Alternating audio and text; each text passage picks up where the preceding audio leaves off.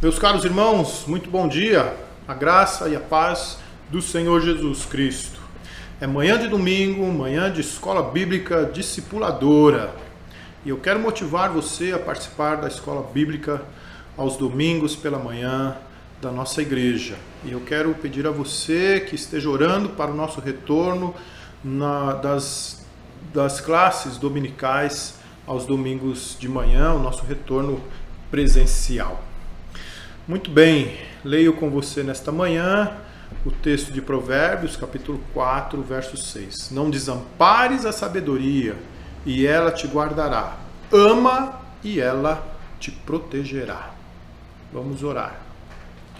Pai, nós te damos graças por essa manhã de domingo, manhã abençoada, manhã que o Senhor nos fez entender que precisamos separar para estudarmos a Tua Palavra, para começarmos bem assim a nossa semana, Pai.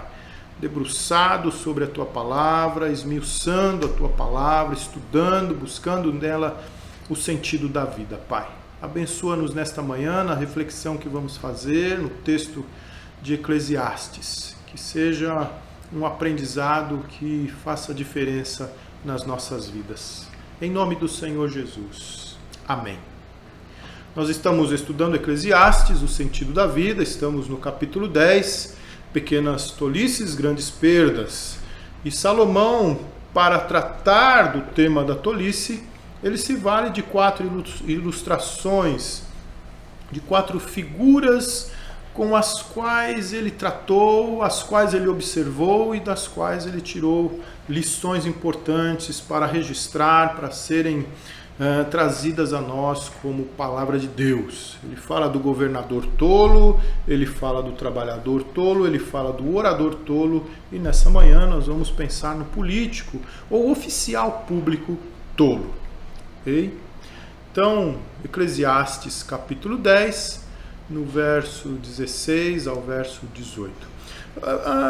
Antes de lermos o texto, é importante aqui nós pensarmos numa introdução. O Salomão, ele já tratou do governador, ele já fez uma avaliação sobre o governador tolo, que não tem bons critérios para selecionar os seus conselheiros. O texto de Eclesiastes ele vai se entranhando. Nós vamos ver como esse texto do verso 16 ao verso 20, ele se entranha lá no capítulo 4, ele se entranha no capítulo 8. Então, o Salomão agora ele se volta para aqueles que estão ao redor do rei, ao redor do legislador. O rei era o legislador, o rei era o executor das leis. Mas ele vai falar aqui daqueles oficiais de Estado que são parte da máquina da administração pública.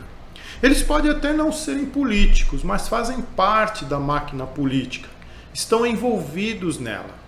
Salomão ele fez parte intrínseca dessa máquina, mas ele não só participou como uma engrenagem automática ali da máquina pública, ele se deu o direito e o trabalho de observar, de avaliar, de interpretar, e chegou a algumas conclusões.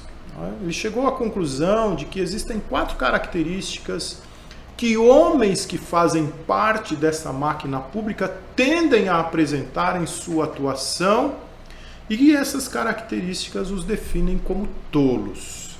Então vamos lá, na primeira delas, ele diz que nós vamos tratar dos políticos tolos, versos 16 a 20. A primeira característica ele vai dizer que é o oportunismo. Então lá no versículo 16 e 17.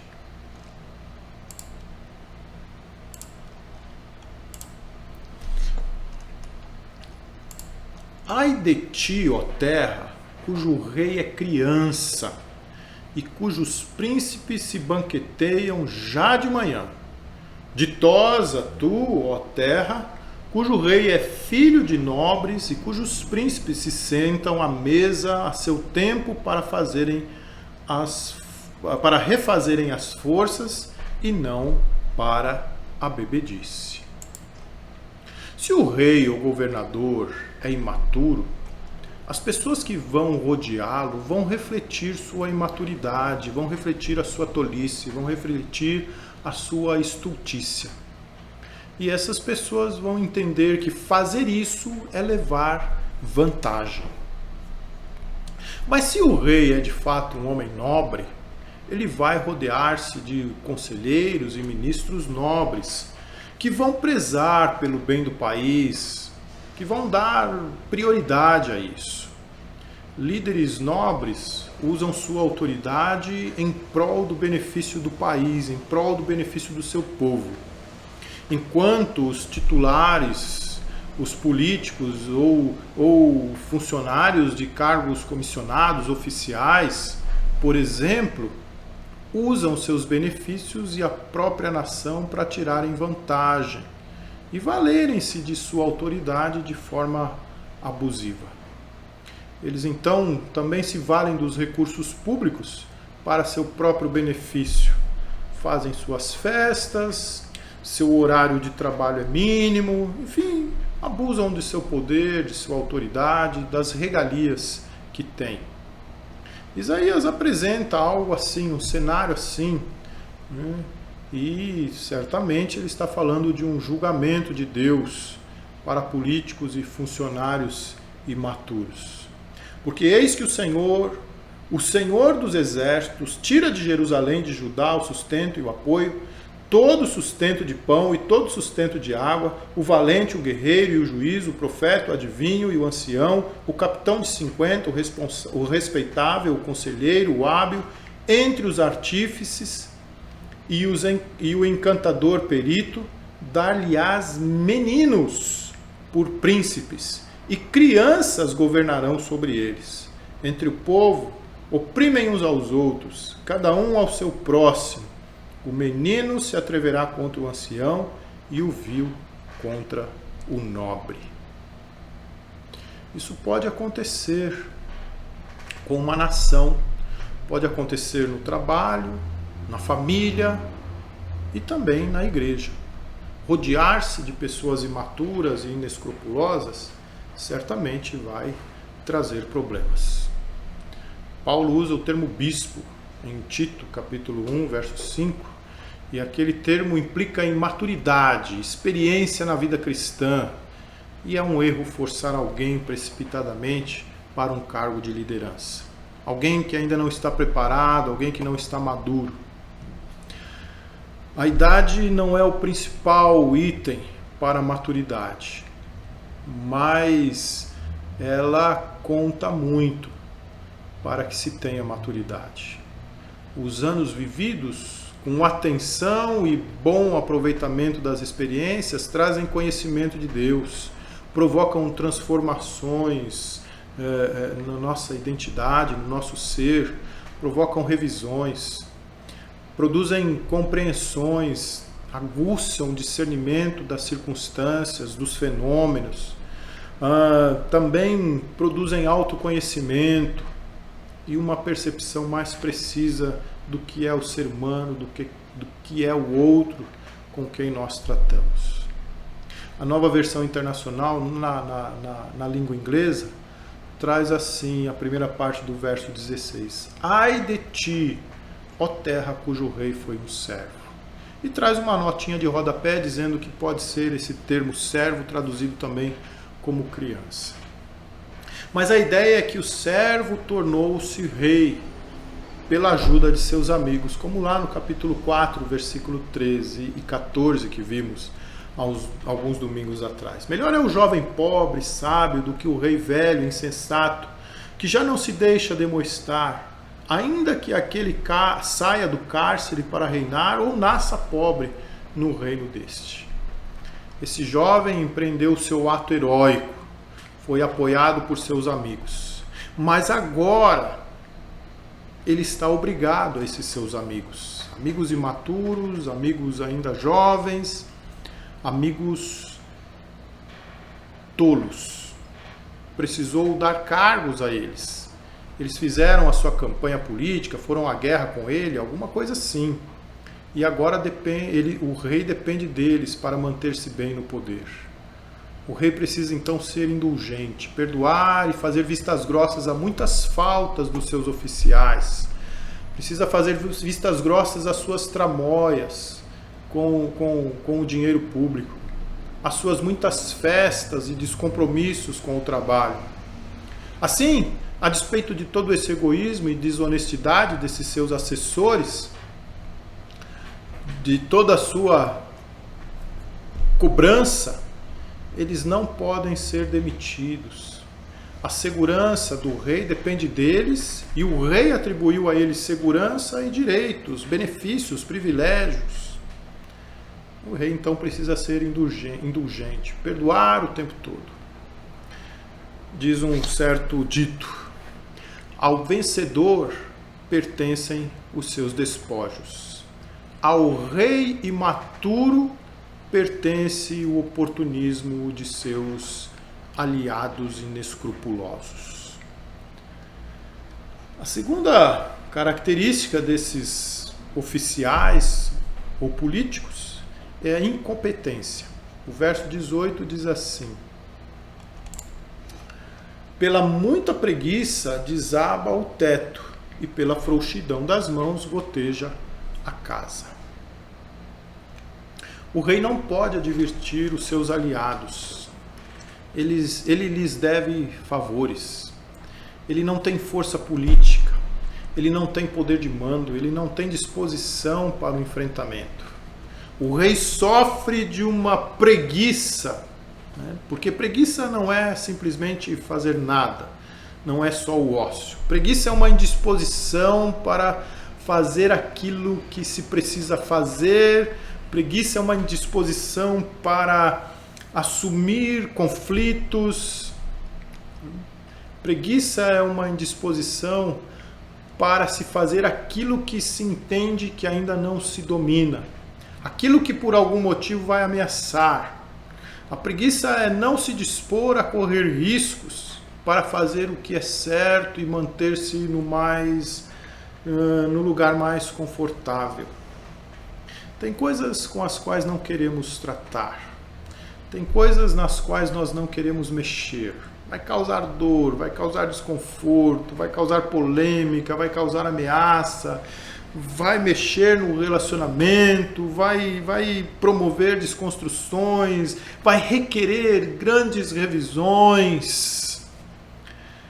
O que você não quer mexer? Pense nisso.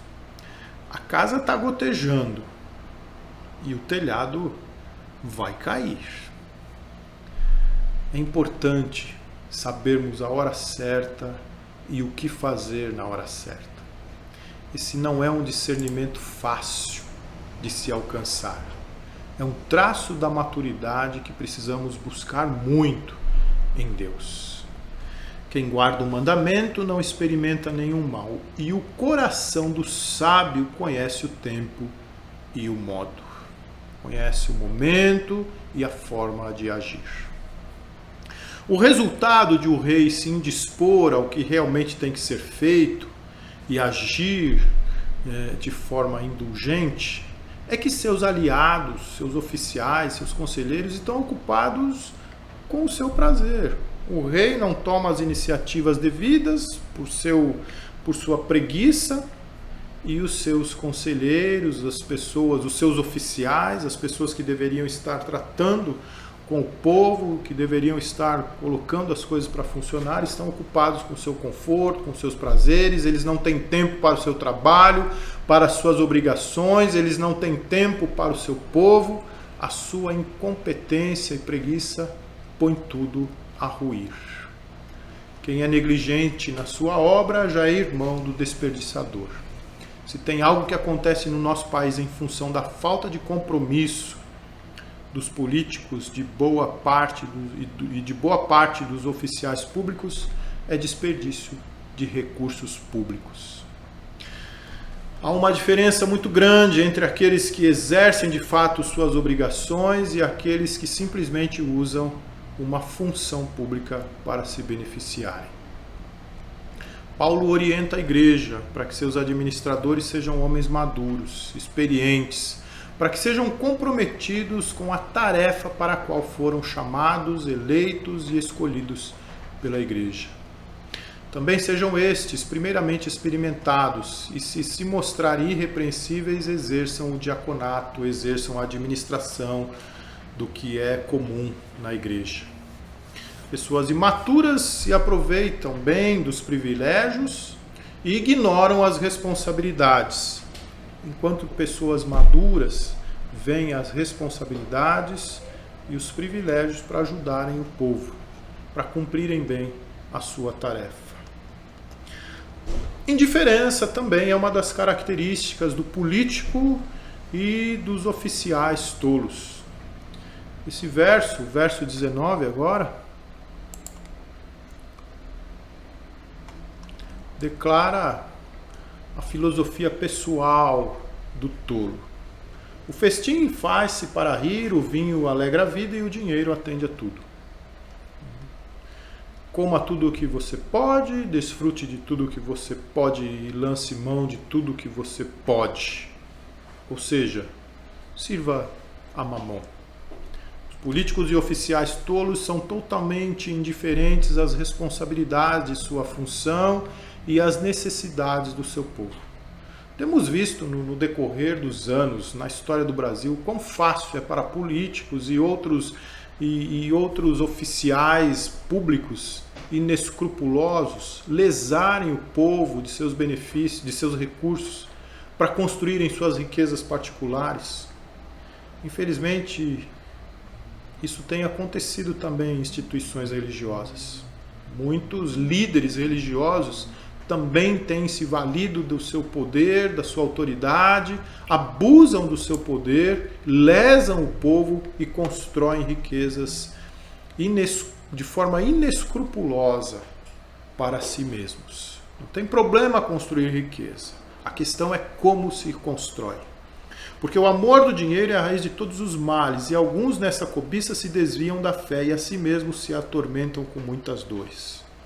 Tem gente que constrói riqueza amando a Deus, o Deus criador, soberano, e conforme constroem suas riquezas, dão atenção devida à sua missão. Mas tem aqueles que constroem riquezas por amor ao dinheiro e não dão atenção devida à sua missão. E aí existe julgamento, existe justiça.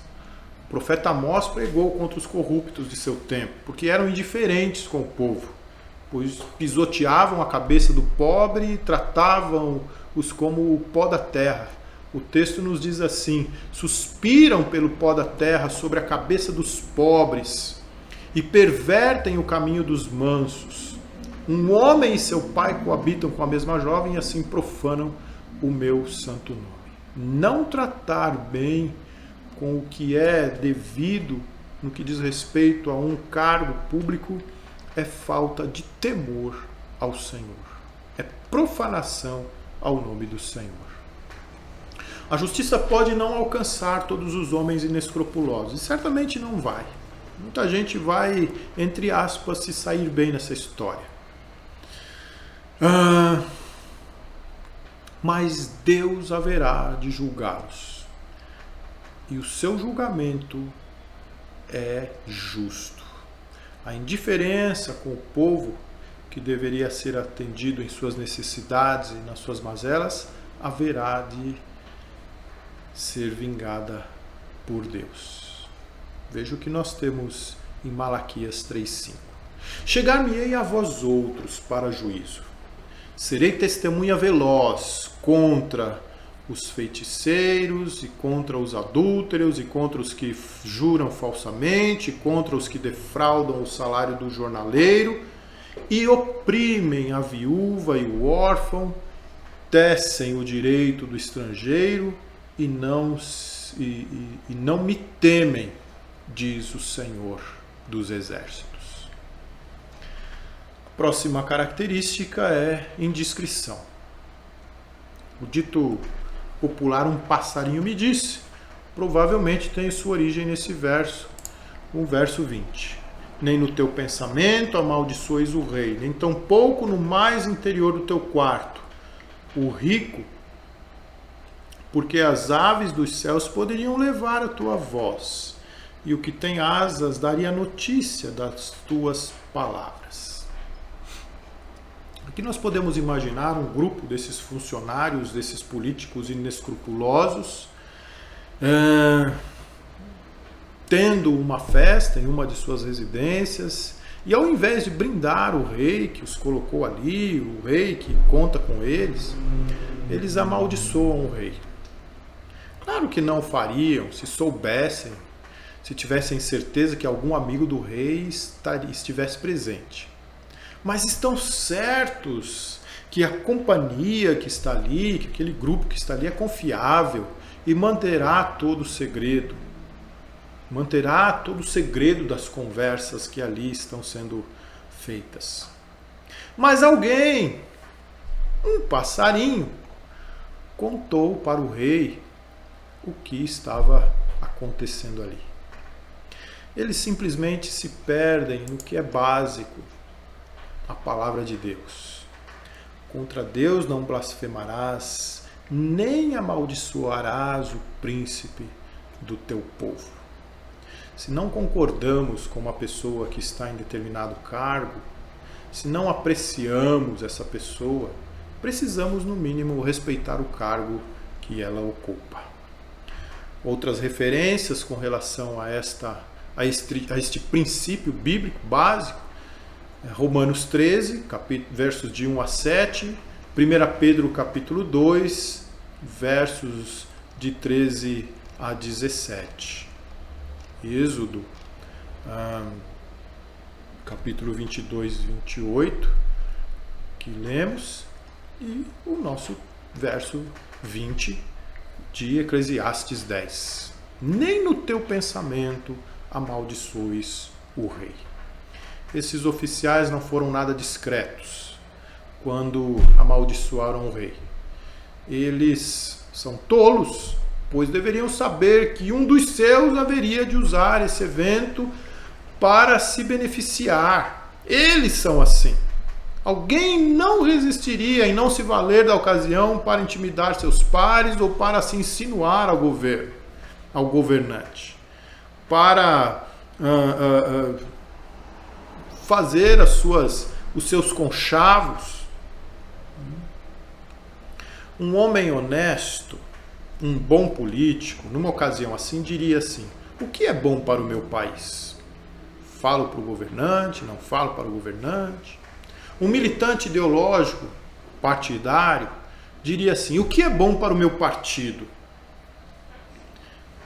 Mas o político ou o oficial corrupto diz assim: o que é mais vantajoso para mim?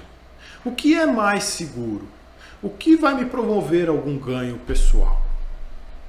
Então, assim são caracterizados os políticos e oficiais tolos. Eles são oportunistas, eles são incompetentes, eles são indiferentes, eles são indiscretos.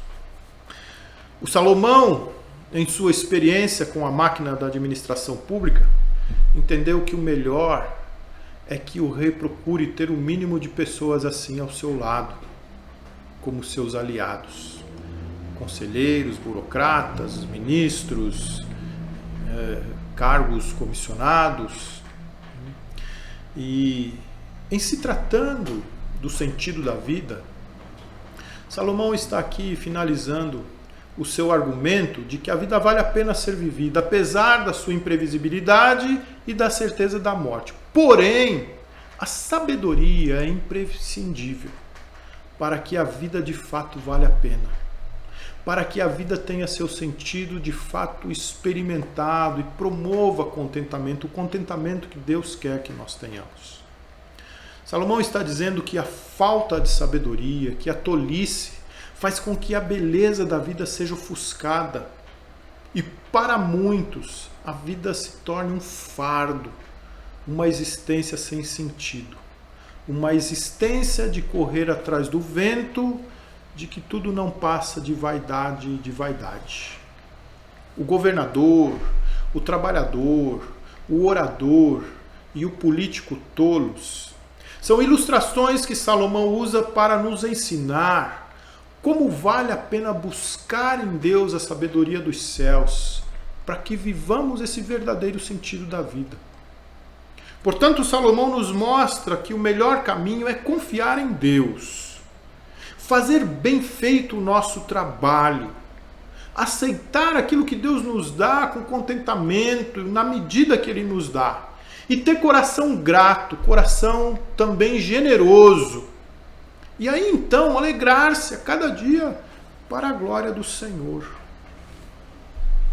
Tudo que resta agora para o Salomão é concluir o seu longo discurso com uma aplicação prática. E ele vai fazer isso nos capítulos 11 e 12, que veremos nos próximos domingos.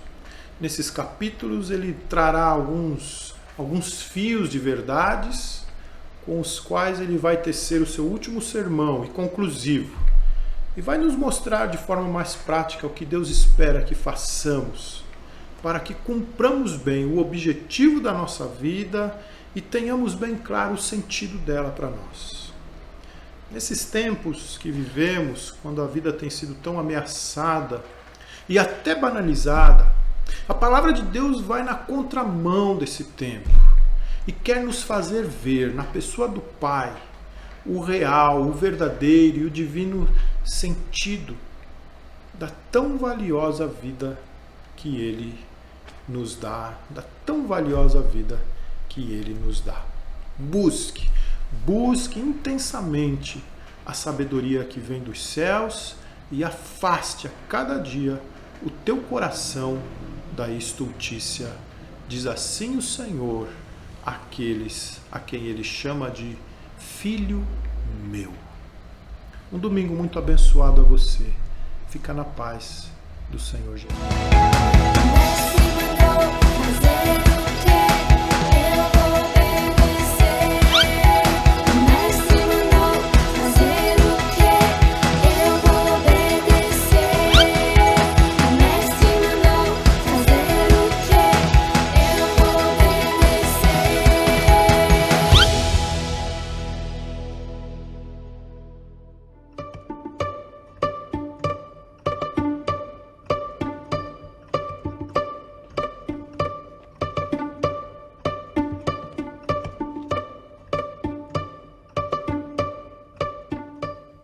Bom dia. Oi, seu Farias. Olá, pequena criança. Como vai o cumprimento da lei? Está cumprindo todas as leis minuciosamente, tintim por tintim, como está escrito entre as 613 regras que precisam ser cumpridas? É cumprimento mesmo, porque é bem comprido isso aqui. O quê? É bem comprido mesmo, mas eu tô tentando. Eu vou conseguir. Muito bem, muito bem. Eu fico muito feliz que você tenha encontrado e dado ouvidos a uma pessoa tão sábia quanto eu. Mas hoje eu não estou tendo um bom dia. Por quê? Hoje eu me encontrei com mais um desses homens que se dizem o Messias. Sim, hoje me encontrei com Jesus de Nazaré.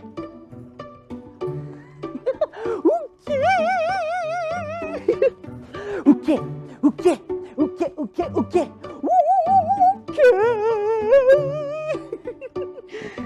Menino, você precisa tratar isso. É isso mesmo que você escutou.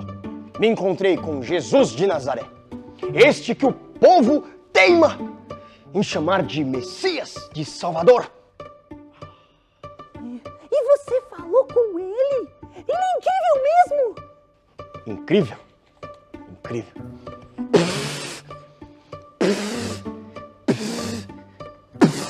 Ele é uma farsa! É isso que ele é. Ele é uma farsa! Eu perguntava. E ele perguntava. Aí eu perguntava. E ele perguntava. Aí eu perguntava. E ele perguntava. Não me respondeu uma pergunta sequer. E isso faz dele uma farsa? Bem, não. Não, mas esse não é o ponto. O ponto é que eu perguntei para ele qual o maior mandamento de todos. Qual a principal regra que não pode ser quebrada e que devemos seguir de todas as maneiras? E ele? E ele? Ele errou! Ele errou! Sim, tudo bem, tudo bem. Ele acertou a primeira parte. Tá? Ele disse, o maior mandamento de todos é amar a Deus acima de tudo. Mas depois disso ele começou a se atrapalhar e ficou confuso e falou que devemos também amar os outros, o próximo, como amamos a nós mesmos. E não é? Sim, mas... Quem é o doutor da lei aqui? Hã? Sou eu ou você? É você, mas lá... Então ouça! Ouça bem. Ouça.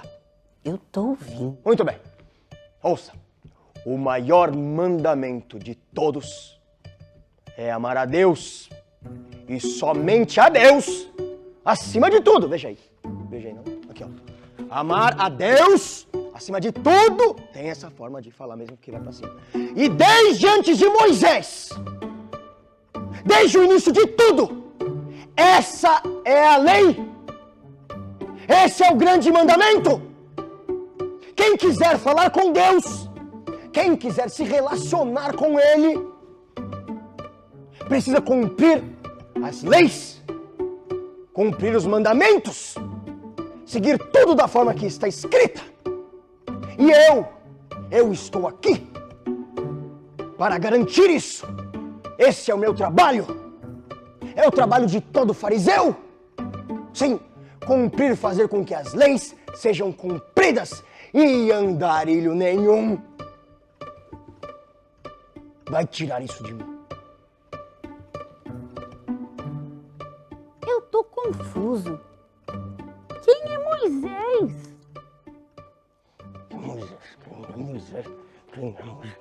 Quem é Moisés? Como assim quem é Moisés? Deixa pra lá. E Jesus? Ele falou alguma coisa errada? Tudo. Ele falou tudo errado. Ele desobedece à lei. A lei diz, abri na página certa, que não se pode trabalhar aos sábados. Ele fez um milagre no sábado. Sim. Ele anda com bêbados, com pobres, com bandidos. Sim, ele anda com esse tipo de gente. Ele diz coisas sem sentido, como se o reino de Deus já estivesse aqui, reino de Deus, aqui. Ele diz, espera que ele diz um negócio. Ele diz que ele chama Deus de pai.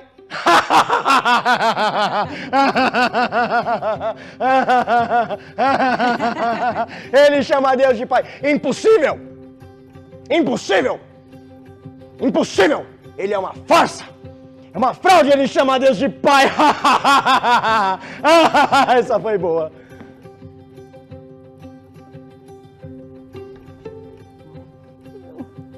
Eu não tô entendendo nada. Jesus é o Mestre. Jesus é o Salvador. Como as pessoas podem não acreditar nisso? Como elas não gostam do Mestre? Elas não entendem que Jesus é o Mestre.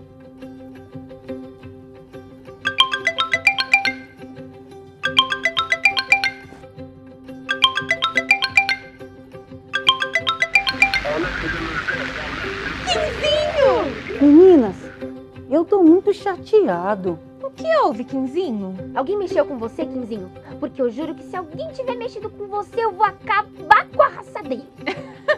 Não vai acabar com a raça de ninguém, Nina. A gente já aprendeu que não é assim que se resolve as coisas. É verdade. E você, Quinzinho, já encontrou o mestre? Calma, Nina. Ninguém mexeu comigo, não. Não, eu ainda não achei o mestre. Eu fiz uns amigos aqui, um homem muito legal. E também um fariseu. Um fariseu? Como assim, Quinzinho? Ai, essa história tá ficando cada vez melhor. Quer dizer, tá ficando cada vez pior. Meu Deus, Quinzinho, por favor. Na verdade, os fariseus não são tão maus assim, não. Eles só estão fazendo o trabalho dele. Pelo que eu entendi, tem muita gente mentindo, dizendo que é o Salvador. Mas se é assim, por que você tá tão triste? É que eu encontrei muita gente aqui que não gosta de Jesus. E eles me disseram que o mestre andou fazendo umas coisas e que ele não é o Messias.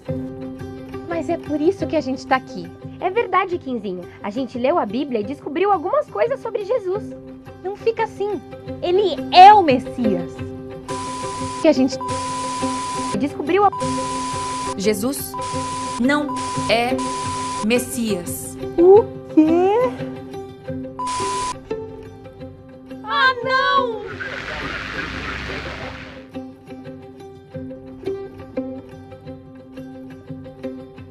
Eu preciso dar um jeito de sair daqui.